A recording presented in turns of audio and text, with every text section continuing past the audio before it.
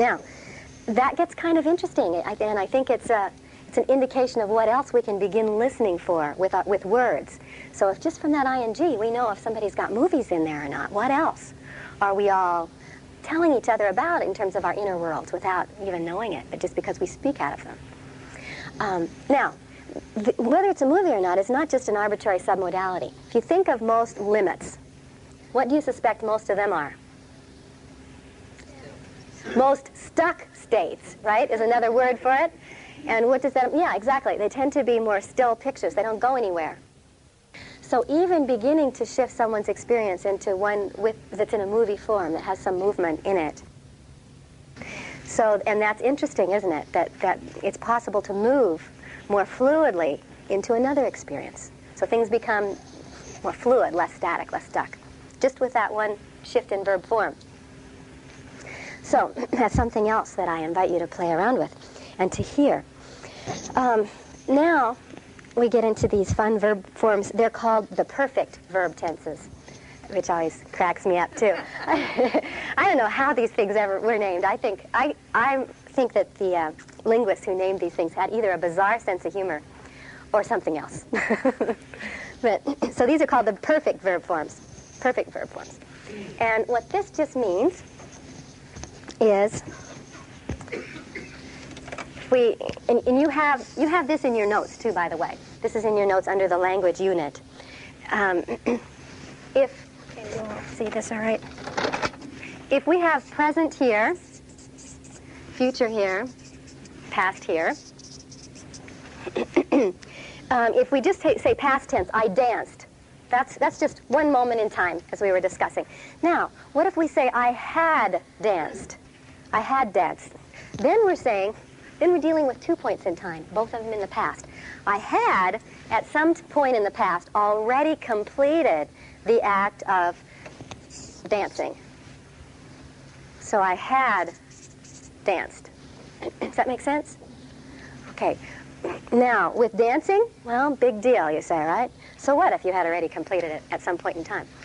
But what if we move this again into the area of a limit? See, it's a different thing to say, oh, you problemed, or I problemed, than to say, I had problemed. I had problemed. If I want to move a limit really far into the past, that verb form helps me do it. I had problemed. Then it's very removed from me in the present.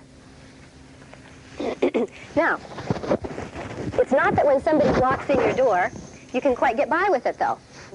So they say, and again, any context is fine. This could be a child complaining to you when you go home. This could be an employee coming up with a limitation, or a co-worker, or the person who employs you. It could be a client in therapy. It could be anything. It could be a student. But if they speak to you and say, oh, I have this limitation, or X is going on and it is a problem, and you say, oh, you had problemed, hadn't you? It's a bit of a leap, isn't it? Fortunately, there are other verb forms to help us out here.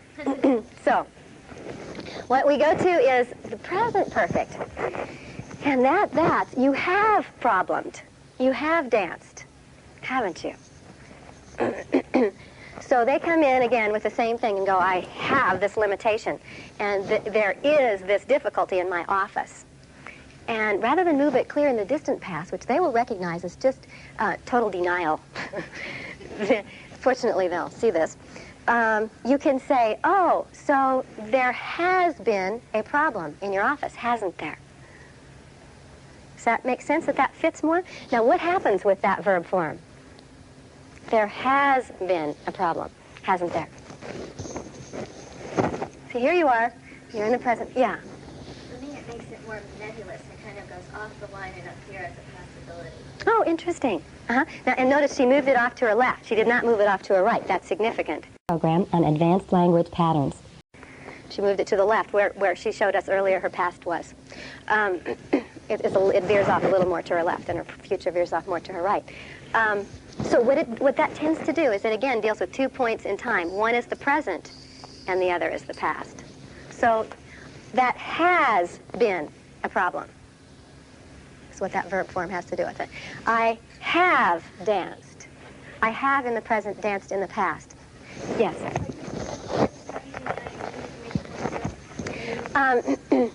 To make it a little simpler, I have been dancing, we could say.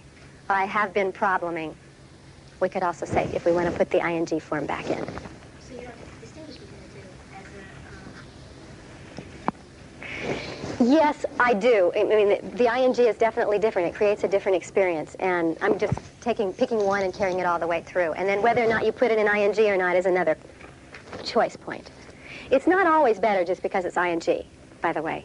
So, yeah, sometimes it is. And in this case, I prefer to do it that way. Make it more static in the past, because we're already out of it now. With the I have had, where I'm going with this is a trauma. It's a classic anomalism. Okay. Blah, blah, and that's, they're associated right into it like it's never ended. Yeah. If you said you have had, you're implying that a cessation of that. Yes. If you say I have had, and rather than I have had, that's present tense. And doesn't it imply cessation of it also? Yes. Yeah, isn't that interesting? If we go I problem or I have problemed, it's very different, isn't it? I problem versus I have problemed. And what happens for most people is that it cuts it off in the present. It opens the future. It wipes the slate clean in the future, and it goes, fill me in however you want to. There's a lot of possibility here. Does that fit for you? Do you all have that experience? Yeah. I think that's the difference between the ing form. Because the ing form in this case doesn't do that. I have been probleming indicates that I will do that. It tends to move it on into the future. Yeah, it doesn't cut it off as well. Yeah, thanks. So this fits for all of you? Okay, because this is real important that you check with your own experience. That's where it's going to make a difference. Okay, and then if we get into the future, that's also interesting. Future perfect. So, and here's where so I will have danced. You will have danced. And if we take it to, we no longer want to put a problem there. We want to put a resource there. We go, I will have resourced. Right? So that goes, at some point in time in the future, I will be looking back on a past time when I have already completed the act of resourcing. Does that make sense? Now, does this sound like pseudo-orientation in time by any chance? Yeah. This is basically, Erickson based a major technique on this, and he called it pseudo-orientation in time. Another way to think about it is the as-if frame. But Milton used to do this. He'd go, okay, 6 months from now, it's 6 months from now, and you're looking back on all that you did to become the wonderful, resourceful person that you are now. What was it that had happened? Now, this is very interesting because, do you remember when you did timelines and you noticed the differences in your submodalities between your past timeline and your future timeline? Were they different? What kind of differences were there between your past and your future, or for many people? What generalizations did you make about that? Yeah. My future has more light and the past is darker. Okay, and what else?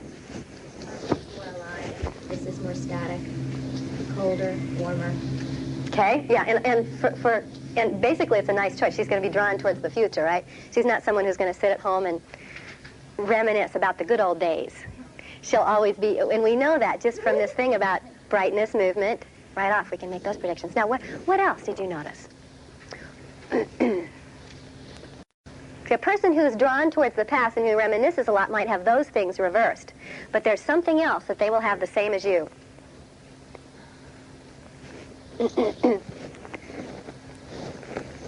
Well, I won't keep you guessing too long, because there are a lot of differences that you could zero in on. The one that I'm thinking about now that makes a difference here is that the future tends to have submodalities that indicate openness, uncertainty, many possibilities. You don't really know what's going to happen, right? So it's either has many pathways, or it's a little fuzzy, or not quite as solid and clear, something like that. Does that sound familiar?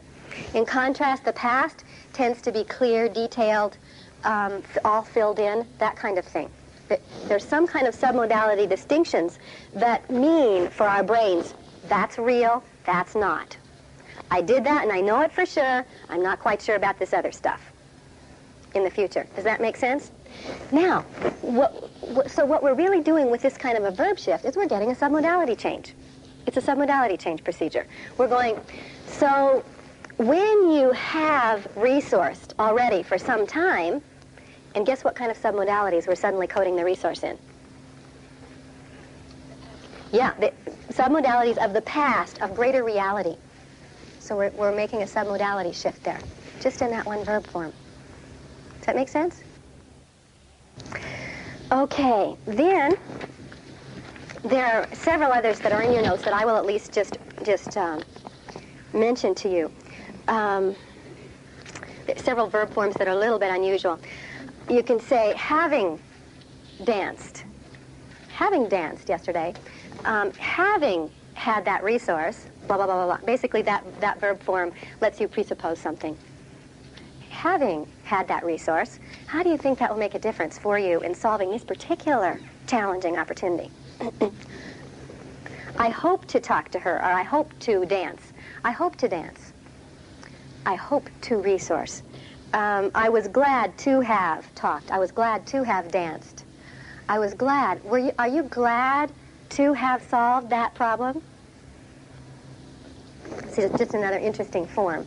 And you can just let these go into your experience and let them settle and move around however they do. Now we're going to go to another form. Tag questions. And here we go. If we do, this is interesting, isn't it? Language patterns is interesting, isn't it? Hearing so many possibilities opens up new doorways, doesn't it? Now, how is that different from just saying language patterns is interesting? How does your experience change when I go, isn't it? And you don't have to have submodality answers on all these either to notice that there's a difference in your experience. And for me, this one is harder to code in specific submodalities too. I can't do that. But I know there's a shift for me when I use those tag questions at the end. You want this resource for yourself, don't you?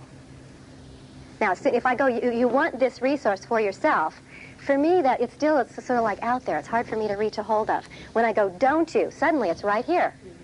It's right here for me. Something about that form tends to make something become more solid, more present, more real. And I think part of it happens through the different relationship that you're entering into when you ask it as a question versus making a statement. A question tends to invite someone to recode. Go in, think about it, recode your experience. Whereas a statement doesn't invite that quite so completely. Let's go over at least one major difference. If I say, language patterns are interesting, aren't they? How is that different from if I say, language patterns are interesting, aren't they? You get the difference. Now, the same thing goes for when, that is a wonderful solution you've thought of, isn't it?